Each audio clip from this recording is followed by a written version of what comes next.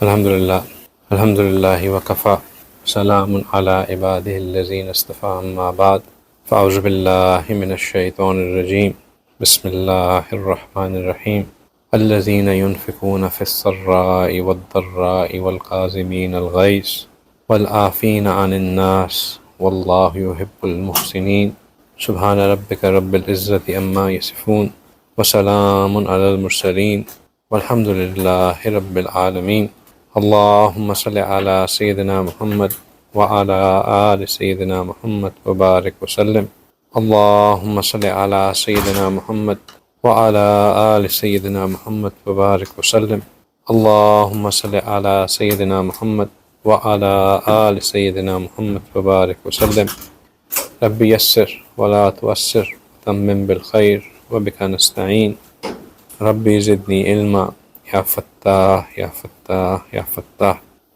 الحمدللہ اللہ سبحانہ تعالیٰ کے کرم، اللہ سبحانہ تعالیٰ کے فضل، اللہ کی رحمت سے ہم ایک بار پھر اپنی اس ہفتہ وار مجلس میں شامل ہیں۔ اللہ سبحانہ تعالیٰ کا کرم ہے کہ اللہ سبحانہ تعالیٰ ہمیں یہ موقع دیتے ہیں کہ ہم اللہ کے ذکر کے لیے، اللہ کی یاد کے لیے اس طرح اکٹھے ہو سکیں۔ اللہ سے دعا کرتے ہیں کہ اللہ سبحانہ تعالیٰ ہمیں یہ چھوٹی سی کوشش جو ہم کرتے ہیں اس میں استقامت عطا فرمائیں، اس کو اپنے حفظ و امان میں رکھیں، اس کے آنے والے میں، اس کو کرنے میں یہاں جو لوگ آتے ہیں، جو آن لائن جوائن کرتے ہیں، ان سب کو اس کی بار بار توفیق عطا فرمائیں۔ اس میں کسی قسم کی مشکل، کسی قسم کی پریشانی، کسی قسم کی مداخلت سے ہمیں اپنے حفظ و امان میں رکھیں۔ یہ اللہ کا ایک کرم ہے کہ یہ ایک سلسلہ جاری ہے، ورنہ آج کے دور میں جہاں ہر چیز نفسا نفسی کے اوپر ہے، ایک خالصتاً اس نیت سے وقت نکالنا کہ میں کوئی ایسی بات سیکھوں جو کہ مجھے اللہ کے قریب کرے، میں ایسی جگہ پہ جاؤں جہاں مجھے اللہ کے ذکر کرنے کا موقع ملے، یہ بہت کم ہوتا جا رہا۔ اور میرے نزدیک ہمارے پاس سوائے اللہ کے شکر کرنے کے اور کوئی اور آپشن ہے ہی نہیں کہ بس ہم جس قدر اللہ کا شکر ادا کر سکیں، بات بات پہ، لمحے لمحے پہ وہ شکر ادا کریں کہ اللہ تعالیٰ ہمیں یہ نعمت عطا کی ہوئی ہے۔ بہت سے لوگ چاہتے ہیں آنا، نہیں آ پاتے۔ بہت سے لوگ چاہتے ہیں آنا، ان کو پتہ ہی نہیں ہے کہ آنا کہاں پہ۔ بہت سے لوگ چاہتے ہیں کہ وہ اس طرح کی مجالس کا حصہ بنے، کوئی ایسا ماحول ملے، لیکن کوئی آؤٹ لیٹ نہیں ہے۔ ہمیں بغیر کسی محنت کے، بغیر کسی جستجو کے، بغیر کسی ہاتھ پاؤں مارے اگر اللہ نے یہ گھر بیٹھے ہمیں یہ نعمت دے دی ہے تو اس پہ ہمیں اللہ کا شکر ادا کرنا چاہیے۔ ہم کچھ ہفتوں پہلے ہم نے ایک ٹاپک سٹارٹ کیا تھا، وہ تھا کہ اللہ کو پانے کے آسان طریقے، شارٹ کٹ جس سے ہم بندہ اللہ کے قریب ہو سکتا ہے۔ اس میں تین شارٹ کٹ تھے۔ پہلا شارٹ کٹ تھا اتباع سنت، جو بندہ جتنی سنت کی اتباع کرتا ہے اتنا وہ جلدی سے اللہ کے قریب ہو سکتا ہے۔ دوسری چیز تھی قیام اللیل، کہ تہجد کا وقت ایک ایسا وقت ہے کہ جو تہجد کی پابندی کرتا ہے اسے اللہ کا قرب ملنے میں بڑی آسانی ہوتی ہے۔ اور تیسری چیز تھی لوگوں کی ساتھ اچھا ہونا، خدمت خلق کرنا۔ اور خدمت خلق جو ہے وہ ایک ایسی چیز ہے جو کہ انسان کو اللہ سے جوڑتی ہے، کیونکہ اس میں بندے کی اپنی میں مٹتی ہے۔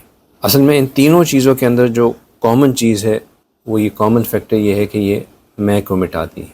اتباع سنت میں انسان اپنی چاہت کو چھوڑ کے نبی پاک صلی اللہ علیہ وسلم کی چاہت کو اپنا رہا ہوتا ہے۔ تہجد میں انسان اپنی سب سے محبوب ترین چیز نیند کو چھوڑ کر، اس کو قربان کر کے اپنے آپ کو اللہ کی خدمت میں پیش کر رہا ہوتا ہے۔ اور خدمت خلق تو ہے ہی اپنا میں مٹانے کی بات، کیونکہ جو بندہ خدمت میں ہوتا ہے وہ اپنی کسی چیز کو سوچ نہیں سکتا، وہ صرف اللہ اور بلکہ لوگوں کی خواہشات کو پورا کرنے کے بارے میں اس کی فکر ہوتی ہے۔ یہ تینوں چیزیں میں مٹاتی ہیں، اور جس کا میں مٹ جاتا ہے وہ اللہ کے قریب ہو جاتا ہے۔ پھر ایک فردر ڈسکشن ہوئی جس میں ہم نے یہ سوچا کہ ان تینوں چیزوں میں سے سب سے زیادہ افیکٹو کون سی ہے، تو جو شورا یہاں بیٹھی ہوئی تھی اس نے یہ کنکلوڈ کیا تھا کہ وہ جو ہے سنت جو ہے وہ سب سے زیادہ افیکٹو چیز ہے۔ اس کی وجہ یہ کہ قیام اللیل بھی اس میں شامل ہو جاتا ہے اور خدمت خلق بھی اس میں شامل ہو جاتی ہے۔ پھر اسی ٹاپک کو آگے بڑھاتے ہوئے ہم نے سنت مبارکہ میں ایک ایسے پہلو کو دیکھنا شروع کیا جو کہ دو چیزوں کو افیکٹ کرتی ہے، ایک سنت مبارکہ کو بھی ہے اور دوسرا خدمت خلق بھی ہے۔ بلکہ اگر ہم اس کو یوں سمجھیں کہ سنت مبارکہ میں وہ چیز جس کے بارے میں رسول اللہ صلی اللہ علیہ وسلم نے فرمایا کہ وہ ان کے حیات زندگی جو ہے، حیات طیبہ کا جو مقصد ہے وہ تھا، اور وہ کیا تھا کہ مکارم الاخلاق، لوگوں کے اخلاق کو بہترین بنانا، ان کو سب سے اعلیٰ درجے پہ لے کے آنا۔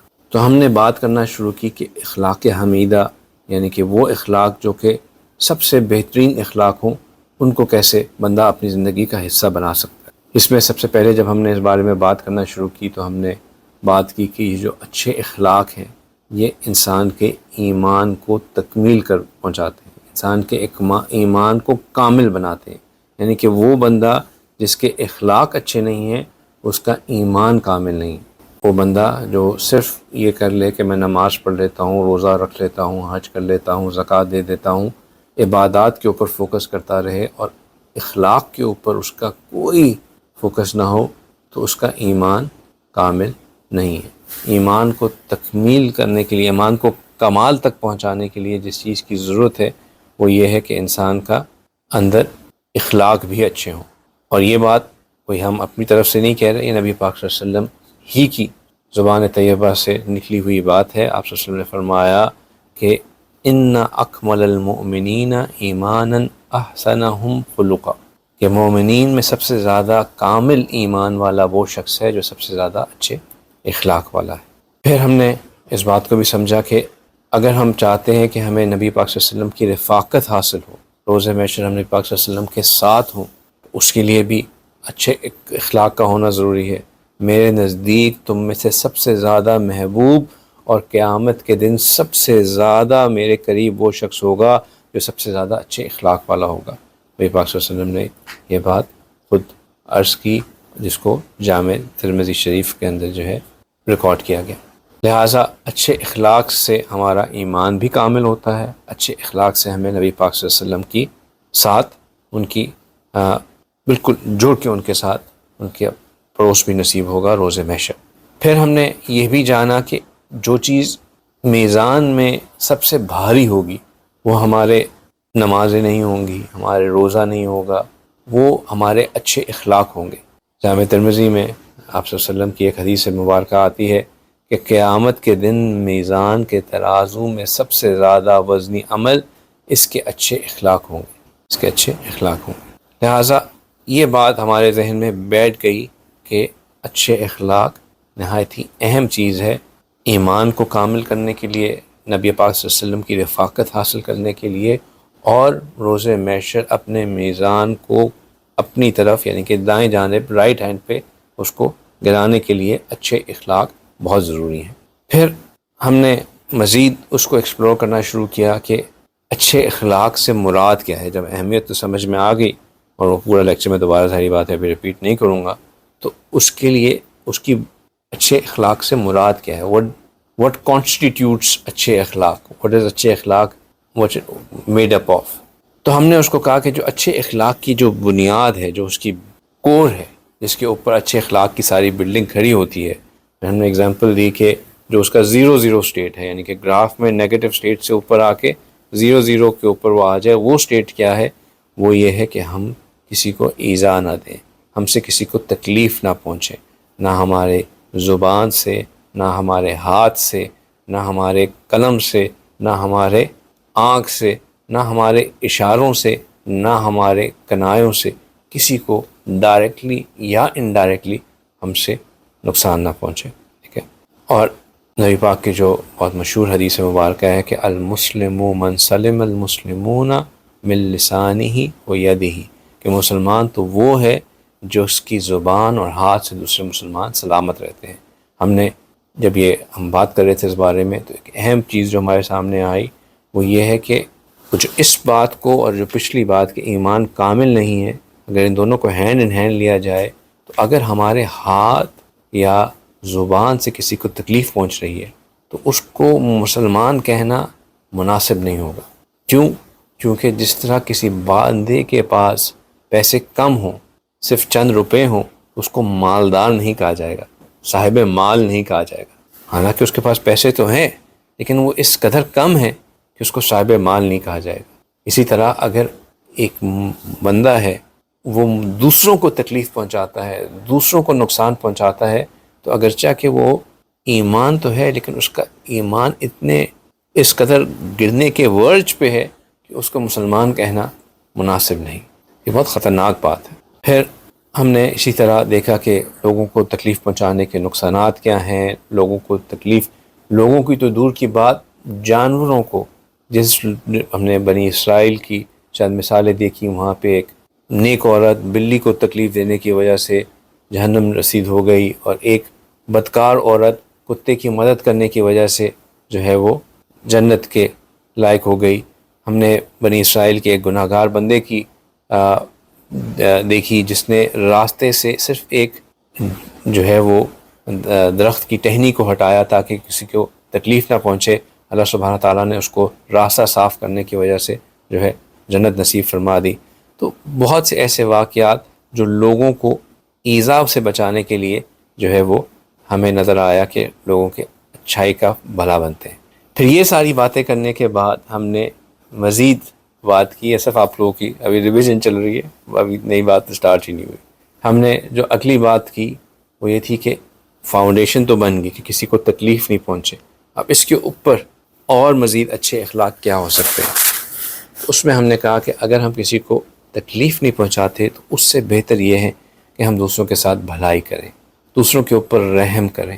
یہ رحم کا جو کانسیپٹ ہے یہ اللہ سبحانہ تعالیٰ کو بہت پسند ہے۔ اللہ سبحانہ تعالیٰ خود رحیم ہے، کریم ہے، رحمان ہے، اور جو بندہ دوسروں کے ساتھ رحم کرتا ہے، ان کے ساتھ اچھا کرتا ہے، اللہ سبحانہ تعالیٰ ان کو بہت عزت عطا فرماتے ہیں اور ان کے ساتھ بہت خیر کرتے ہیں۔ اب رحم سے مراد کیا ہو سکتی ہے؟ رحم سے مراد یہ کہ ہم جو بھی کسی کے لیے کام کر رہے ہیں، کسی کے لیے کوئی بھی کام کر رہے ہیں، وہ ہم اس کے اوپر ہماری نیت کیا ہے۔ مثال کے طور پہ ہم نے بات کی تھی کہ ہماری گھر کی خواتین جو ہیں وہ صبح سے لے کے شام تک گھر کے کوئی نہ کوئی کام کر رہی ہوتی ہیں، اور اس گھر کے وہ جو کام کرتی ہیں، چاہے وہ کھانا پکانا ہو، گھر کی صفائی کرنا ہو، کپڑے استری کرنا ہو، جو بھی کام ہو وہ جو کر رہی ہوتی ہیں، اس کی اگر وہ نیت یہ کر لیں کہ میں یہ اس لیے کر رہی ہوں کہ یہ میری طرف سے دوسروں کے اوپر ایک رحم ہے، میرے ان کے لیے ان کی خدمت ہے، تو اس کے اوپر ان کے یہ تمام جو ڈیلی چورز ہیں ان کے لیے عبادت کا سبب بن جائیں، عبادت کا بھی سبب بن جائیں اور بے انتہا اجر کا بھی سبب بن جائیں۔ چونکہ نیت نہیں ہوتی اس لیے کام تو سارے ہو رہے ہوتے ہیں لیکن محروم رہ جاتی ہیں۔ لہٰذا اگر خدمت کی نیت ہو، چاہے والدین کی خدمت کر رہی ہوں، چاہے بچوں کی خدمت کر رہی ہوں، چاہے سسرال والوں کی خدمت کر رہی ہوں، نیت ہو جائے کہ میں خدمت کی نیت سے کر رہا ہوں تو اس کا اجر بے انتہا ہے۔ اور خدمت میں بچوں بڑوں کا کوئی تمیز نہیں ہے، بچوں کی بھی خدمت ہے، بڑوں کی بھی خدمت ہے۔ سیدنا حاجرہ علیہ السلام، انہوں نے اپنے بچے کے لیے اس کی فکر میں جو ہے وہ صفا مروہ کے درمیان دوڑ لگائی تھی، اور وہ اللہ سبحانہ تعالیٰ کو ان کی محبت، اس بچے کی فکر اتنی پسند آ گئی تھی کہ اس کو اللہ سبحانہ تعالیٰ نے ایک آئندہ آنے والی تمام لوگوں کے لیے ایک لازم چیز بنا دیا کہ جس طرح وہ پہاڑی کے درمیان بھاگی تھی، صفا مروہ کے درمیان بھاگی تھی، اللہ سبحانہ تعالیٰ نے ہر ایک کے حج اور عمرہ کے لیے مست حصہ بنا دیا کہ اس میں یہ کام کرنا ہی کرنا ہے، تو یہ بہت بڑے اجر کا حصہ بن گیا۔ پھر رحم کرنے کے بعد، دوسروں کے ساتھ اچھائی کرنے کے بعد جو دوسری چیز جو اس سے بھی بہتر یہ بات ہے، پہلی چیز کیا تھی؟ فاؤنڈیشن کیا تھی؟ کہ ہم کسی کو تکلیف نہ پہنچائیں، پھر ہم دوسروں کے لیے رحمت کا سبب بنیں۔ اس سے اوپر چیز یہ ہے کہ ہم دوسروں کے ساتھ نرمی کرنے والے بن جائیں، دوسروں کے ساتھ نرمی کرنے بن جائیں۔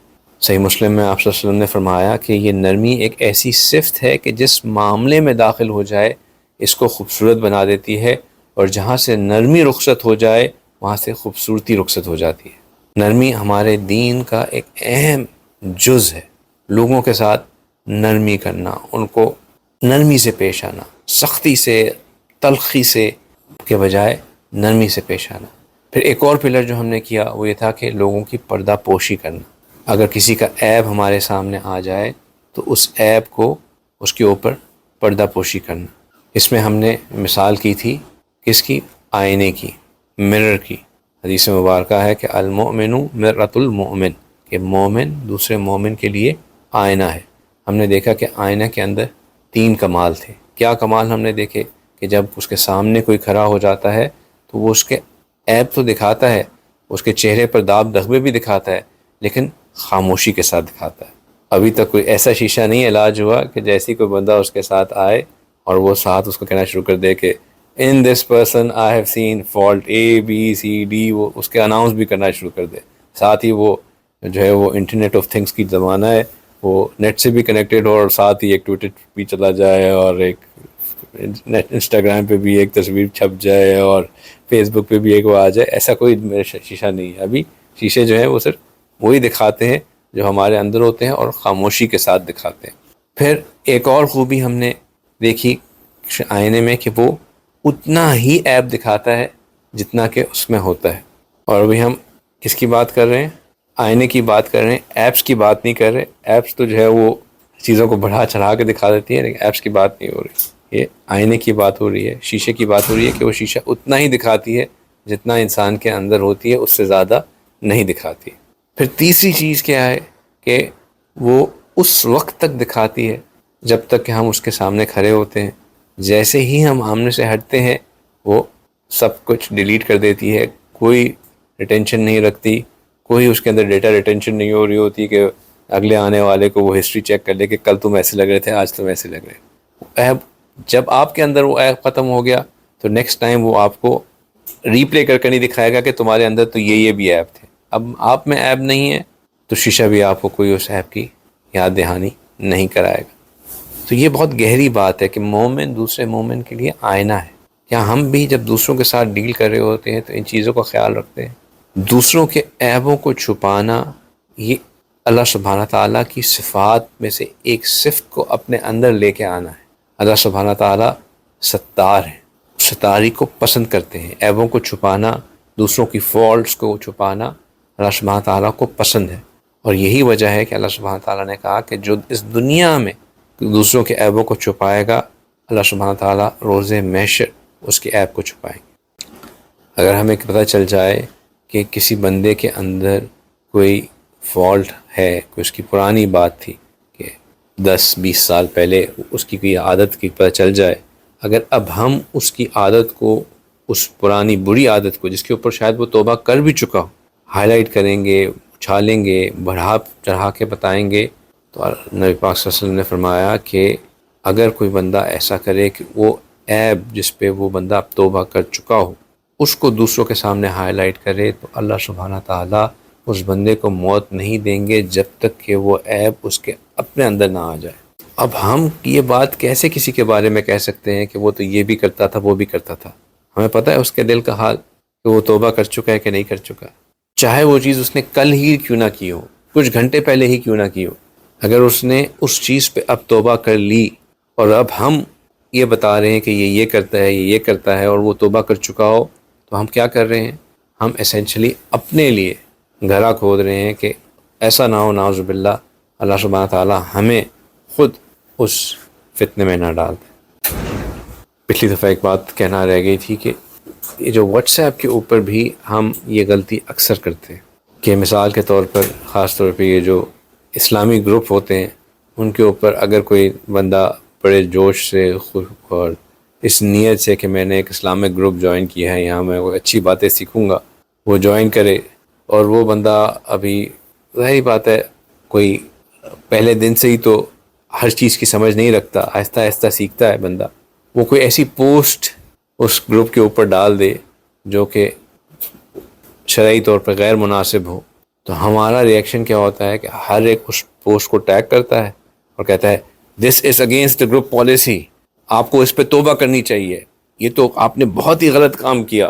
اور اب ہوتا کیا ہے کہ وہ ٹیگ ہو کہ 20-25 میسیجز ایسے آ چکے ہوتے ہیں کہ جس بندے کو نہیں بھی پتہ ہوتا ایسی کوئی چیز گروپ کے اوپر ٹیگ آئی ہے، اب سب کو پتہ چل جاتا ہے، کیونکہ ہم بار بار ٹیگ کر رہے ہوتے ہیں۔ یہ چیز ہم لوگوں نے کی نعوذ باللہ جب آپ صلی اللہ علیہ وسلم کے بارے میں اس گستاخ نے کارٹون بنائے تو ہر ایک جو ہے وہ کارٹون فارورڈ کیا جا رہا، یہ دیکھو اس نے کیا توہین رسالت کر دی، اس نے کارٹون بنا دیا.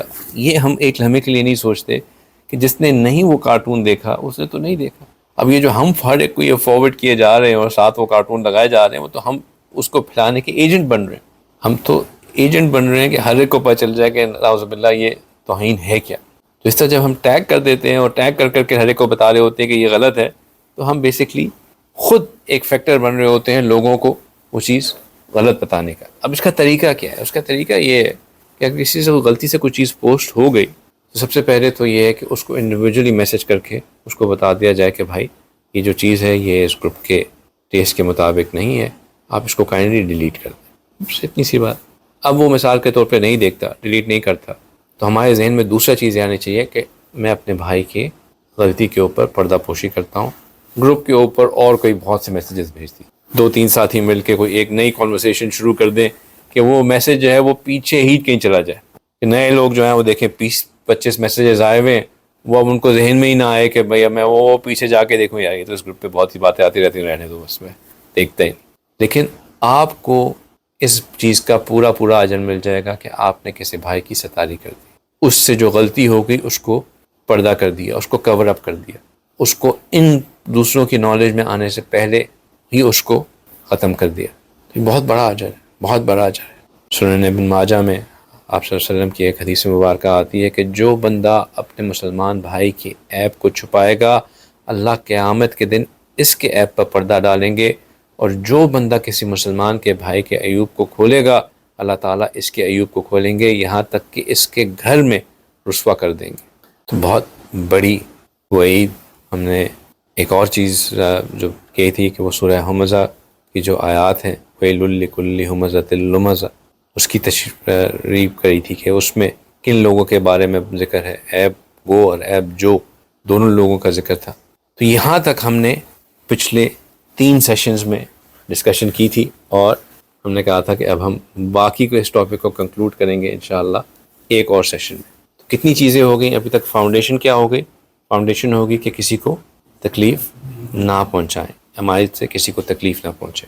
اس کے اوپر جو پلرز بندنا شروع ہوئے وہ کیا تھا کہ ہم دوسروں کے ساتھ رحم کریں، دوسروں کے ساتھ نرمی کریں، پھر دوسروں کے ساتھ بھلائی کریں، اور یہ کہ تیسری یہ کہ ستاری کریں، لوگوں کے عیبوں کی پردہ پوشی کریں.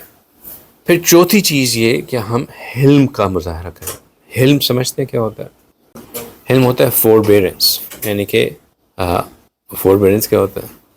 فوربیرنس ہوتا ہے حلم، ٹھیک ہے، بردباری، ٹھیک ہے، یعنی کہ برداشت کرنا دوسروں کی غلطیوں.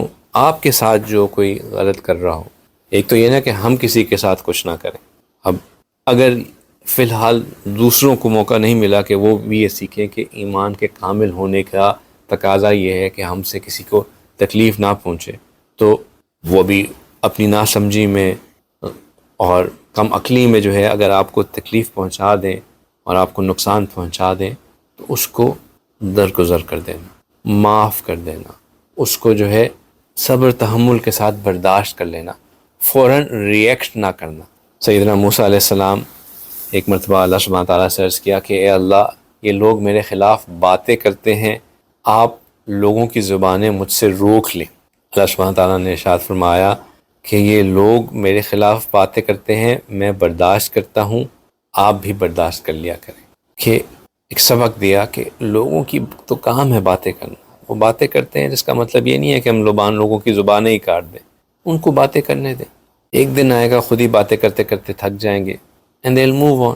تو اللہ سبحانہ تعالیٰ کسی کو یہ نہیں کہتے کہ میرے خلاف بات کی تو میں اس کو تہس نہس کر دیتا ہوں، عبرت کا نشان بنا دیتا ہوں. اللہ انتقام نہیں لیتے.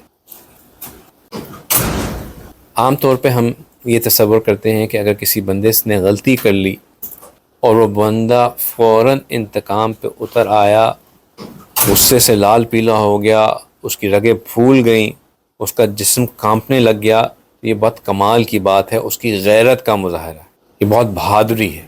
کمال یہ نہیں ہے. کمال یہ ہے کہ انسان کو غصہ آئے تو وہ اپنے غصے کو پی جائے، تحمل کا مظاہرہ کرے.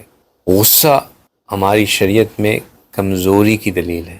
یہ جو جلدی غصہ آ جانا ہے یہ کمزوری کی دلیل ہے. اب غور کیجئے کہ جوان اور بوڑھے کے مقابلے میں غصہ کس کو جلدی آتا ہے؟ بوڑھے کو جلدی آتا ہے۔ صحت مند اور کمزور کے مقابلے میں غصہ کس کو جلدی آتا ہے؟ کمزور کو غصہ جلدی آتا ہے۔ مرد اور عورت کی درمیان غصہ کس کو جلدی آتا ہے؟ دھیان سوچ کے جواب دیجیے گا۔ عورت کو غصہ جلدی آتا ہے۔ وجہ کیا ہوتی ہے؟ وجہ یہ ہوتی ہے کہ جو کمزور ہوتا ہے غصہ اس لیے آتا ہے because of the helplessness, because of not being in control of the situation, because you feel that the only outlet that you have is through your anger. تو جو کمزوری کی نشانی ہے وہ غصہ ہے۔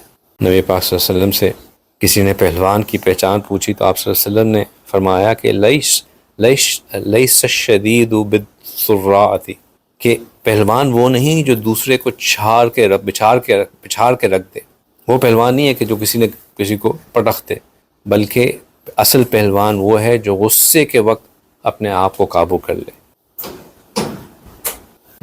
اصل پہلوان وہ ہے جو غصے کے وقت اپنے آپ پر قابو کر لے۔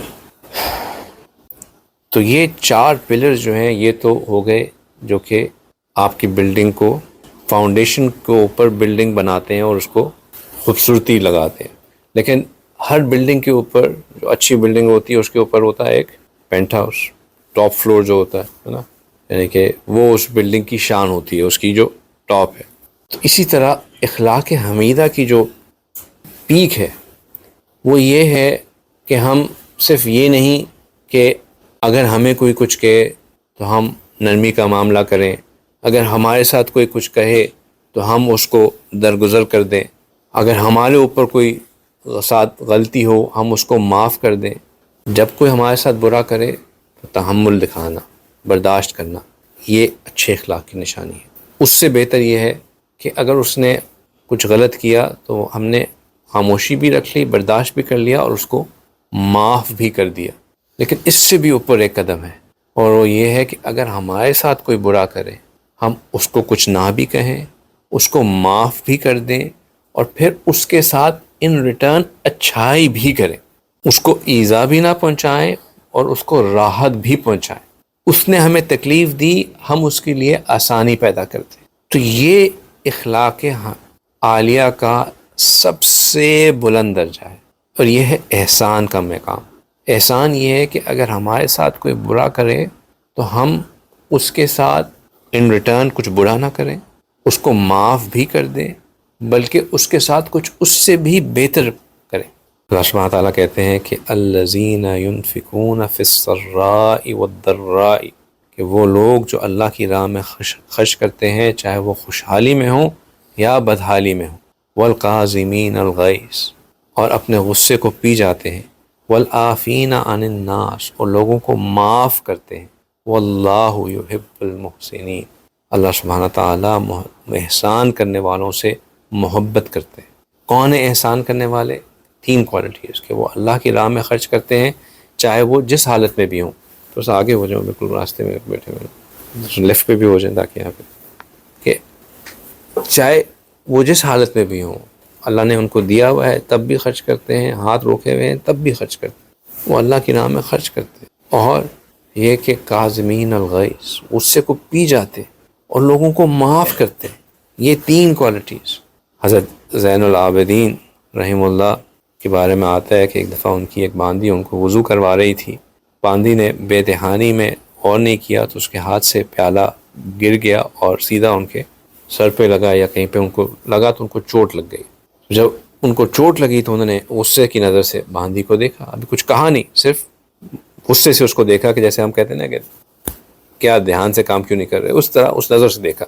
باندی جو ہے وہ ڈر گئی کہ اب حضرت کو جلال آ گیا، میرے ساتھ کیا کریں۔ بہرحال وہ اہل بیت کی باندی تھی تو اس کو فوراً کہنے لگی کہ والکاظمین الغیظ، اس نے آیت کا یہ حصہ پڑھا۔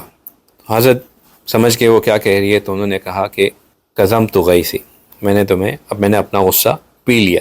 تو باندی کہتی ہے والعافین عن الناس، تو انہوں نے کہا کہ اچھا چلو عفوت عنکی، میں نے تمہیں معاف بھی کر دیا۔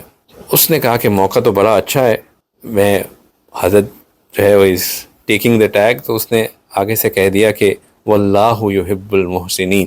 تو حضرت نے کہا کہ اذهبی فانتی حرۃ لوجہ اللہ، کہ جا میں نے تجھے اللہ کے لیے آزاد کر دیا، احسان کر دیا، اس کو چھوڑ دیا، وہ اب باندھی نہیں رہی، آزاد عورت بن گئی. تو یہ ہے احسان کرنا کہ ایک بندے نے آپ کو چوٹ پہنچائی، آپ نے اپنا غصہ بھی پی لیا، اس کو معاف بھی کر دیا، اور پھر اس کے اوپر اس کے ہاتھ خیر بھی کر دی، اس کو اس کی ایکسپیکٹیشن سے زیادہ ان ریٹرن دے دیا. نبی پاک صلی اللہ علیہ وسلم کی اگر ہم سیرت مبارکہ کا معائنہ کریں تو نبی پاک صلی اللہ علیہ وسلم کی سیرت مبارکہ میں بار بار اس طرح کے احسان کی کئی مثالیں نظر آتی ہیں. یہی وجہ ہے کہ اللہ سبحانہ تعالیٰ نے کہا وَإِنَّكَ لَعَلَىٰ خُلُقٍ عَظِيمٍ، کہ آپ تو اخلاق عالیہ کے بلند ترین مرتبے پر فائز ہیں. اگر ہم نے نبی پاک صلی اللہ علیہ وسلم کی سنتوں پہ عمل کرنا ہے تو پھر ہمیں بھی یہی اخلاق اپنے اندر لے کے آنے ہوں گے. آپ صلی اللہ علیہ وسلم نے فرمایا کہ یہ جو اللہ کی مخلوق ہے یہ ایسی ہے جیسے اللہ کے گھر کے افراد ہوتے ہیں. الخلق عیال اللہ، یہ جو لوگ ہیں اللہ کی بنائی ہوئی مخلوق ہے، یہ اللہ کے نزدیک ایسے ہی ہیں جیسے اللہ کے گھر کے بندے ہوں. اور اللہ کو اپنی مخلوق میں سے سب سے زیادہ پسندیدہ وہ ہے جو اللہ کے گھر کے افراد کے ساتھ اچھا سلوک کرے. شیطان ہمیں یہ دھوکہ دیتا ہے کہ اگر میرے ساتھ کچھ برا ہوا اور میں نے ایکشن نہ لیا، میں نے بر وقت اس کو ٹوکا نہیں، میں نے انتقام نہ لی، تو اگلا جو ہے اس کو میری کمزوری سمجھے گا اور مسلسل میرے ساتھ غلط کرتا رہے گا. اگر مجھے روکا گیا ہے، اگر مجھے تکلیف پہنچائی گئی ہے تو مجھے اینٹ کا جواب، پتھر کا جواب اینٹ سے دینا چاہیے، کیونکہ تبھی وہ کو سمجھ میں آئے گی کہ دوبارہ ایسے نہ کریں. Two wrongs don't make a right. اگر کسی نے آپ کے ساتھ غلط کیا تو آپ اس کے ساتھ غلطی کر کے اس چیز کو صحیح نہیں کر سکیں گے. اگر آپ کے ساتھ کسی نے برائی سے آپ کو تکلیف پہنچائی تو دوبارہ اس کے ساتھ برائی کر کے اس کو تکلیف پہنچانے سے کوئی معاملہ حل نہیں ہو جائے گا. اور یہ ایک یونیورسل کانسیپٹ ہے، یہ اسلام کا کانسیپٹ نہیں ہے کہ two wrongs don't make a right. یہ ہر اچھے مہذب سوسائٹی میں یہ بات سمجھی جاتی ہے. فرق صرف اتنا ہے کہ ہمارا تو دین ہمیں اس چیز کا حکم دیتا ہے، ادفع باللتی ہی احسن. اللہ سبحانہ تعالیٰ کہتے ہیں برائی کو اچھائی کے ساتھ ختم کرو، برائی کو برائی سے مت ختم کرو، برائی کو اچھائی کے ساتھ ختم کرو. یہ ہمارے دین کے مین فنڈامنٹلز میں سے ہے، ادفع باللتی ہی احسن. ایک اور جگہ اللہ سبحانہ تعالیٰ کہتے ہیں وَيَدْرَعُونَ بِالْحَسَنَةِ السَّيِّئَةِ، کہ اچھائی کے ساتھ وہ برائی کو ختم کرتے ہیں. یہ ان کوالٹی ہے اچھے لوگوں کی، نیک لوگوں کی صفت ہے کہ وہ اچھائی کے ساتھ برائی کو ختم کرتے ہیں، برائی کے ساتھ برائی کو نہیں ختم کرتے. اور یہ جو غیرت کا مسئلہ آ جاتا ہے کہ اگر میں نے اس کے ساتھ انتقام نہ لیا تو میری ناک کٹ جائے گی، اور میں نے اس کو معاف کر دیا تو لوگ مجھے کمزور سمجھیں گے، میری شان گھٹ جائے گی. یہ غیرت اور نا غیرت ہونے کا تقاضا نہیں ہے. کمال غیرت یہ ہے کہ ہم لوگوں کے ساتھ تحمل مزاجی دکھائیں، ان کو معاف کریں اور ان کے ساتھ خیر کریں. کیونکہ یہ نبی پاک صلی اللہ علیہ وسلم کی صفت مبارکہ ہے، اللہ سبحانہ تعالیٰ کی ریکوائرمنٹس میں سے ہے. ایک دفعہ نبی پاک صلی اللہ علیہ وسلم کو کسی نے کہا اسی بارے میں کہ یہ تو ہماری غیرت کے خلاف ہے کہ ہم یہ کام کریں. آپ صلی اللہ علیہ وسلم نے فرمایا کہ اولاد آدم میں سب سے زیادہ غیرت والا میں ہوں، اولاد آدم میں سب سے زیادہ غیرت والا میں ہوں، اور اللہ تعالیٰ مجھ سے بھی زیادہ غیرت والے ہیں. لیکن جو احکام شریعت ہیں وہ احکام شریعت ہیں، ان کے خلاف یہ نہیں، ان کو ہم یہ نہیں کر سکتے. یہ جو آنر کلنگ کا ہمارے سوسائٹی میں کانسیپٹ ہے، یہ اس کا ہمارے دین سے کوئی تعلق نہیں. ہم یہ نہیں کہہ سکتے کہ میری غیرت کا مسئلہ آ گیا تھا اس لیے میں نے اس کو یہ کر دیا، چونکہ شریعت اس چیز کی اجازت ہی نہیں دیتی کہ اپنی غیرت کے لیے آپ کسی کی جان لے لیں. ہاں شریعت نے اصول و ضوابط بنا دیے کہ اگر کہیں پہ ایسی کوئی چیز ہو رہی ہو تو ان کو اس طریقے سے ٹٹولا جائے، قاضی فیصلہ کرے کہ کیا ہونا ہے، پھر وہ ہے. اب کوئی کہے کہ قاضی کے فیصلے تک تو ہمارے محلے میں ہمارا مذاق بن جائے گا، تو اسی کے جواب میں اللہ سبحانہ تعالیٰ نبی پاک صلی اللہ علیہ وسلم نے فرمایا کہ اولاد آدم میں سب سے زیادہ غیرت والا میں ہوں اور اللہ مجھ سے بھی زیادہ غیرت والے ہیں. یہ مت مجھے بتاؤ کہ غیرت کس کی زیادہ ہے، لیکن جو اللہ کا حکم ہے وہ اللہ کا حکم، اس کے مطابق ہی چلنا. حضرت علی حجبیری رحمہ اللہ ایک دفعہ کسی کشتی میں سفر کر رہے تھے. ہوا تیز چل رہی تھی تو خطرہ یہ تھا کہ ان کی ٹوپی اڑ کے گر نہ جائے دریا میں، تو انہوں نے ٹوپی اتار کے ہاتھ میں رکھ لی۔ اب وہ بیٹھے ہوئے تھے تو اسی وقت انہوں نے کچھ ہی دنوں پہلے تازہ تازہ حلق کرایا تھا، تو وہاں پہ کچھ بچے تھے تو وہ بڑے اٹریکٹ ہو رہے تھے ان کی ٹینٹ سے، تو بچوں کو شرارت سوجی، جو نوجوان تھے، اتنے بھی بچے بھی نہیں تھے، نوجوان تھے، تو انہوں نے شرارت سوجی، حضرت سر جھکائے بیٹھے تھے، مراقب بیٹھے ہوئے تھے، تو ایک بچہ آیا، اس نے حضرت کے سر پہ ہاتھ پھیرا، باقی بڑے خوش ہوئے، جیسے ہوتا ہے نا کہ بچے شرارت کرنے پہ آئے تو ایک شرارت کرتا ہے، باقی سارے ہنسنا شروع ہو جاتے ہیں۔ دوسرے کو جوش چڑھا، اس نے آ کے بھی ہاتھ پھیرا اور ہاتھ پھیر کے تھوڑا سا تھپڑ بھی لگا دیا، پھر کہکا لگا۔ اب ہر ایک کو مزے لگ گئے کہ یہ کرنے میں تو بڑا وہ ہے، کیونکہ سب لوگ اس طرف اٹینشن ہونا شروع ہو گئی۔ تو اب 4-5 بچے اسی طرح سرکل میں آ رہے، ہاتھ پھیر رہے، اور وہ حضرت نے سر اٹھا کے بھی نہیں دیکھا کہ کون یہ کر رہا ہے۔ اللہ نے ان کو الہام کیا کہ اے میرے بندے، اگر آپ کہیں تو میں اسی وقت کشتی کو الٹا دوں اور یہ سب دریا میں غرق ہو جائیں۔ تو حضرت نے دعا واپسی میں اس میں جواب میں دعا دی کی کہ اللہ، اگر آپ نے الٹانا ہی ہے تو ان کے دلوں کی کشتی کو الٹا دیجئے اور ان کو نیک بنا دیجئے۔ اگر آپ نے کشتی کو الٹانا ہی ہے تو دلوں کی کشتی کو الٹا دیجئے اور ان کو نیک بنا دیجئے۔ اللہ نے ان کی دعا قبول فرمائی اور وہ سارے بچے توبہ طائف ہو کے وقت کے بڑے بزرگوں میں سے نکلے۔ نبی پاک صلی اللہ علیہ وسلم کی زندگی میں ان کو لوگوں نے بہت تکلیف پہنچائی۔ سب سے زیادہ تکلیف بندے کو کس سے پہنچتی ہے؟ اپنوں سے پہنچتی ہے، وہ جن کو بندہ اپنا کنسیڈر کرتا ہے۔ مدینہ شریف میں اپنے وہ تھے جنہوں نے نبی پاک صلی اللہ علیہ وسلم کو بلایا اپنے پاس، ان کو اپنا لیڈر بنایا اور ان کے ساتھ مل جل کے ان کو یہ یقین دلایا کہ آپ ہمارے لیڈر ہیں، آپ ہمارے سب کچھ ہیں۔ عبداللہ بن ابی انہی لوگوں میں سے ایک تھا جو کہ جب کوئی بات ہوتی تو سب سے پہلے کھڑے ہو کے نبی پاک صلی اللہ علیہ وسلم کی محبت میں لوگوں کو ترغیب دینا شروع کر دیتا کہ دیکھو یہ ہمارے پہ کتنی اللہ کی بڑی رحمت آ گئی ہے، ان میں ان کا ساتھ دینا ہے، ان کا یہ کرنا ہے۔ جب نبی پاک صلی اللہ علیہ وسلم خطبے کے لیے جا رہے ہوتے تو پہلے وہ کھڑے ہو کے لوگوں کو کہتا کہ اب دیکھو اللہ کے رسول آ رہے ہیں، متوجہ ہو کے سننا، بہت غور سے سننا، اس میں ہمارے لیے خیر ہے۔ وہ ہر وقت اپنے آپ کو یہ پریزنٹ کرتا تھا کہ میرے سے زیادہ نبی پاک صلی اللہ علیہ وسلم کا خیر خواہ شاید کوئی نہیں، لیکن حقیقت میں وہ منافقین کا سردار تھا۔ اس کے اندر جتنا نفاق تھا وہ کسی کے اندر نہیں تھا، اور اس نے اپنے نفاق کا اظہار سب سے زیادہ کس موقع پہ کیا؟ جب سیدہ عائشہ رضی اللہ تعالی عنہ کی پاک دامنی کے اوپر عفق کا معاملہ آیا، اس وقت اس نے بڑھ چڑھ کے پروپیگنڈا کیا، ہر ایک کو جا کے ان کے خلاف کیا، ہر ایک کو جا کے جو ہے نا اکسایا، اور بہت سے لوگ اس سارے کے سارے پروپیگنڈا کا شکار بھی ہوئے۔ بہت کئی غزوات کے موقع پر اس نے جا کے بالکل لاسٹ مومنٹ پہ لوگوں کو ڈی موٹیویٹ کر کے ہٹا لیا۔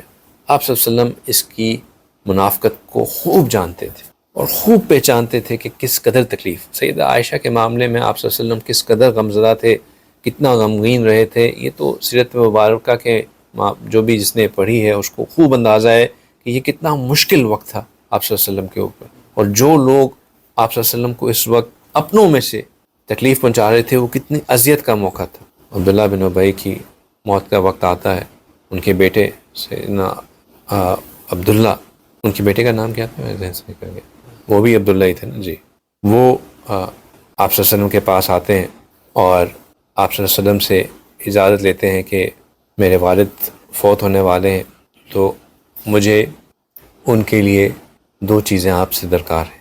ایک تو یہ کہ آپ مجھے اپنا کرتا مبارک ہدیے میں دے دیں تاکہ میں اپنے والد کو کفن اس سے بناؤں، اور دوسرا یہ کہ جب وہ فوت ہو جائیں تو آپ ان کا جنازہ پڑھ لیں۔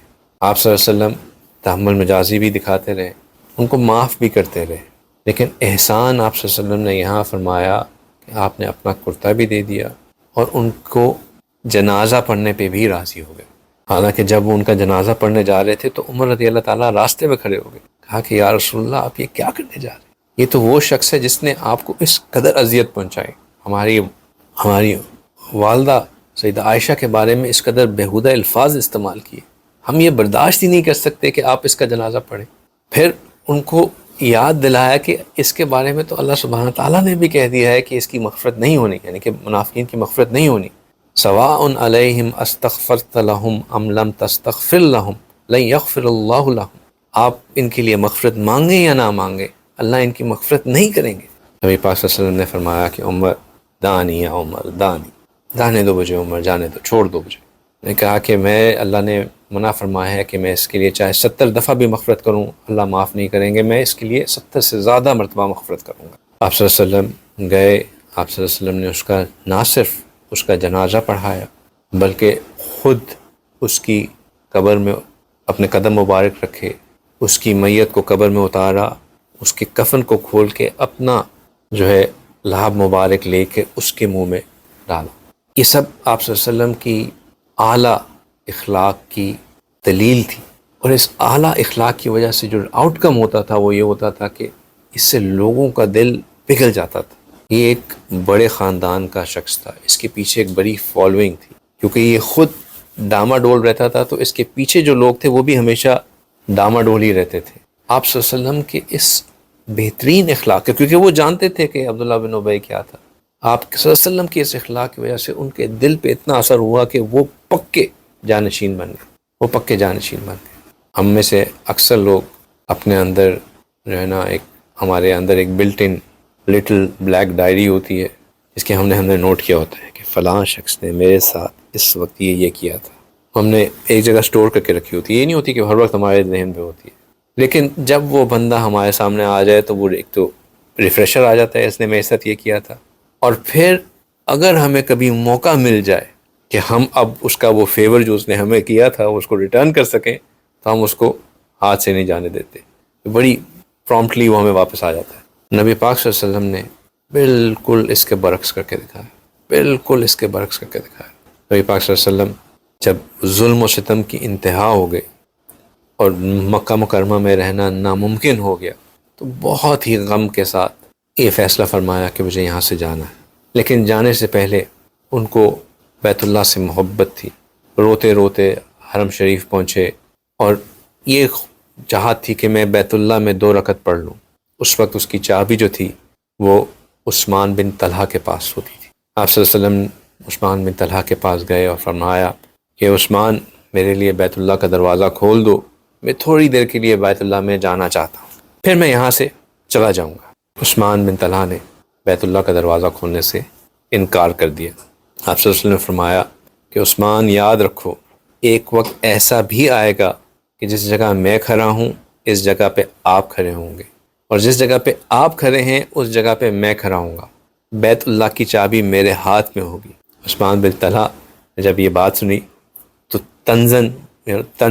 طنزیہ انداز میں مسکرانے لگا، کہنے لگا کہ فی الحال تو آپ یہاں سے جانے والی بات کریں، چابی تو بہت دور کی بات۔ مطلب ان الفاظ میں آپ صلی اللہ علیہ وسلم کو اس نے جواب دیا کہ آپ کو یہاں کوئی جینے نہیں دے رہا، آپ چابی اپنے ہاتھ میں لینے کی بات کر رہے ہیں، خواب دیکھ رہے ہیں۔ بہرحال نبی پاک صلی اللہ علیہ وسلم ٹوٹے دل کے ساتھ، نم آنکھوں کے ساتھ مکہ مکرمہ سے تشریف لے گئے، اور پچھلے دنوں یہاں کے جو خطبہ تھا اس میں بھی آپ صلی اللہ علیہ وسلم کی اس دعا کا ذکر تھا۔ آپ صلی اللہ علیہ وسلم نے دعا کی کہ یہ مکہ کو ایڈریس کر کے، یہ مکہ میں اچھی طرح جانتا ہوں کہ پورے روئی زمین میں کوئی ٹکڑا تجھ سے بہتر موجود نہیں ہے، میرے بس میں ہو تو میں تجھے ہرگز نہ چھوڑوں، لیکن کیا کروں، یہ ظالم مجھے یہاں جینے نہیں دیتے۔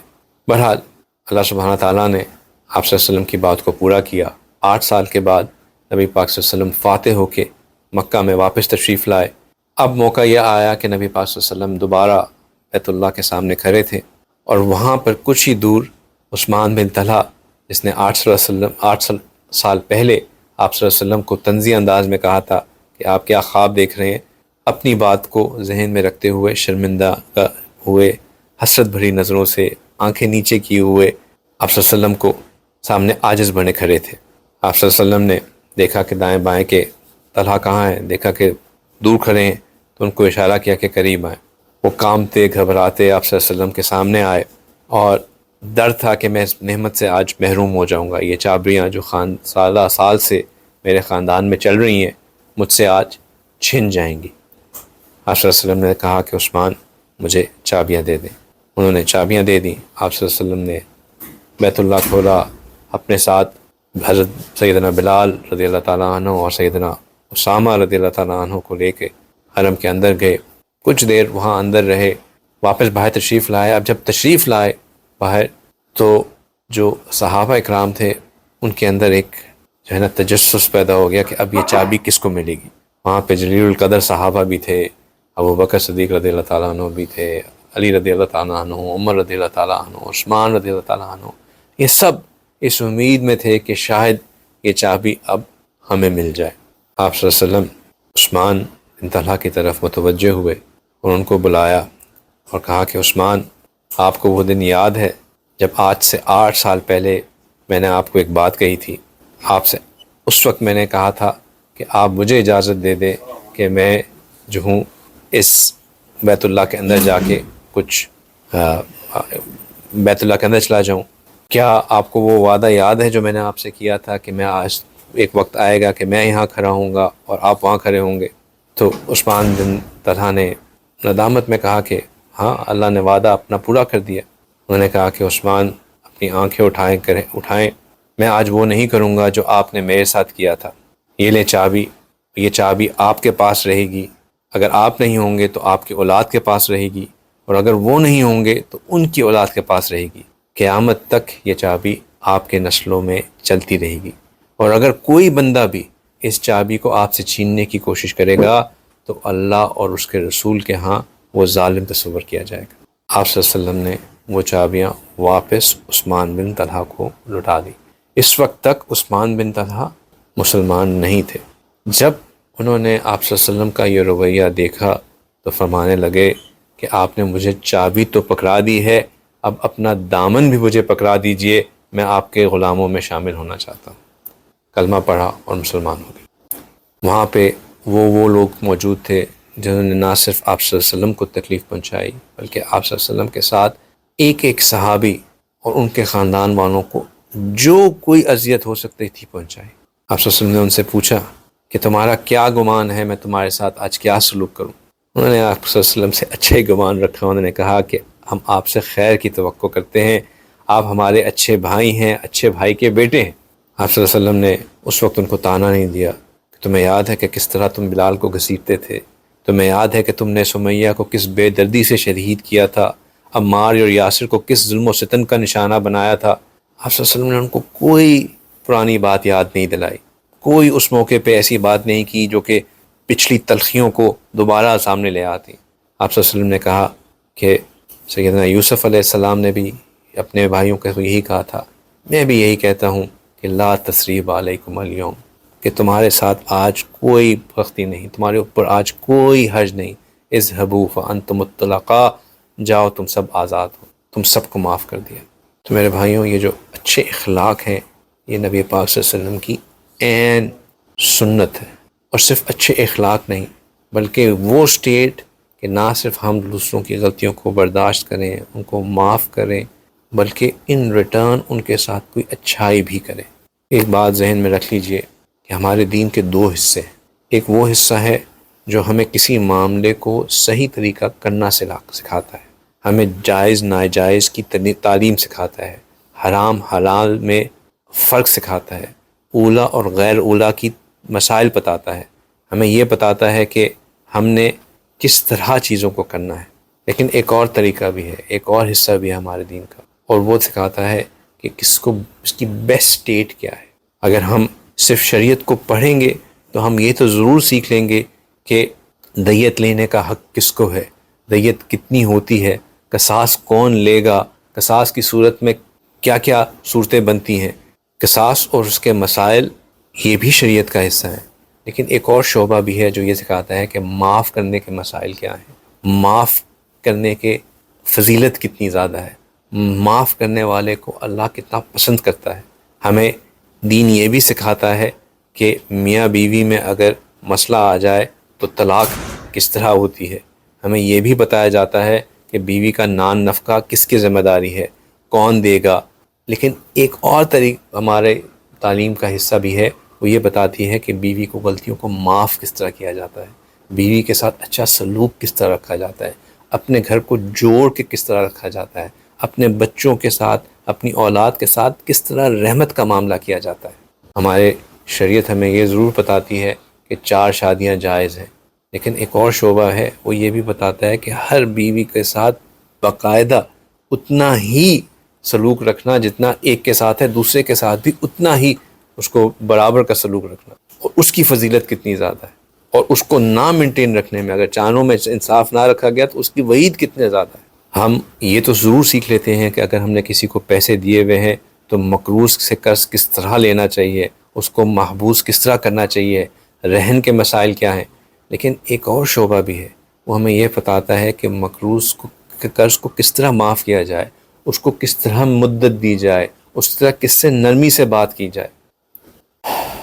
جہاں ہم نے اپنے شریعت کے اصول و ضوابط کو سیکھنا ہے، وہاں ہم نے اپنے اندر ان خوبیوں کو جو کہ ہمیں نرمی سکھاتی ہیں، صلہ رحمی سکھاتی ہیں، رحم کرنا سکھاتی ہیں، معاف کرنا سکھاتی ہیں، معاف کرنے کے بعد اس سے اچھا عمل کرنا سکھاتی ہیں، وہ بھی سیکھنا ضروری ہے۔ شریعت کے اصول سیکھنا مدارس میں بیٹھ کے صاحب علم لوگوں کے ساتھ بیٹھ کے سیکھے جاتے ہیں، لیکن یہ جو دوسری تعلیم ہے یہ دل کی محنت ہے۔ یہ بندہ صرف تب کرتا ہے جب اندے کی میں مٹی ہو، دل سے کینہ، بغض، حسد صاف ہو چکی ہو، غصہ مٹ چکا ہو۔ اس دل کی محنت کو بھی ہم نے اتنا ہی سیکھنا ہے جتنا ہم نے شریعت کے اصول و ضوابط کو سیکھنا، اور یہ دل کی محنت صاحب قلوب کے ساتھ ہوتی ہے، بزرگوں کی، مشائخ کی صحبت میں بیٹھ کے ہوتی ہے۔ تو اللہ تعالیٰ سے دعا ہے کہ اللہ تعالیٰ ہمیں دین کے تمام پہلوؤں کو سمجھ عطا فرمائے، اللہ سبحانہ تعالیٰ ہمیں ویسے ہی اچھے اخلاق عطا فرمائے جیسا کہ نبی پاک صلی اللہ علیہ وسلم کی حیات طیبہ میں تھے، جس طرح آپ صلی اللہ علیہ وسلم اچھے اخلاق والے تھے، ہم بھی ویسے ہی اچھے اخلاق والے بنیں۔ وآخر دعوانا ان الحمد للہ رب العالمین۔